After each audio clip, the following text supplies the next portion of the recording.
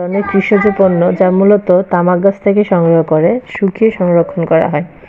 নিচে শুকনো পাতার কিছু গুরুত্বপূর্ণ দিক তুলে ধরা হলো। উৎপাদন প্রক্রিয়া। তামাক গাছ চাষের পর পাতাগুলো নির্দিষ্ট সময় হলে সংগ্রহ করা হয়।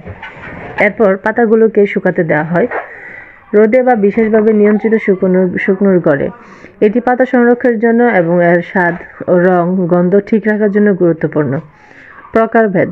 তামাক পাতা বিভিন্ন জাত রয়েছে, যেমন বুরুলি, ফ্রু কিউরিট, সান কিউরিট, এয়ার কিউরিট ইত্যাদি। এগুলো শুকনোর পদ্ধতি ও স্বাদে পার্থক্য থাকে। ব্যবহার। প্রধানত বিড়ি, সিগারেট, জর্দা, গুল ইত্যাদিতে তৈরিতে ব্যবহার হয়। কখনো কখনো প্রথাগত চিকিৎসা বা লোকজ পদ্ধতিতেও এটি ব্যবহার হয়, যেমন ব্যথা কমাতে। স্বাস্থ্য ঝুঁকি। তামাক জাতীয় যে কোনো পণ্য স্বাস্থ্যের জন্য ক্ষতিকর। শুকনো তামাক পাতা চিবিয়ে বা ধূমপান গ্রহণ করলে ক্যান্সার, হৃদরোগ, উচ্চ রক্তচাপ সহ নানা রোগের ঝুঁকি বাড়ে। ব্যবসায়িক দিক। তামাক পাতা বাংলাদেশে একটি গুরুত্বপূর্ণ রপ্তানির জন্য যোগ্য পণ্য। অনেক কৃষক এটি চাষ করে জীবিকা নির্বাহ করে থাকেন, যদিও এটি নিয়ে নৈতিক ও স্বাস্থ্যগত বিতর্ক রয়েছে। আপনি কি শেষ?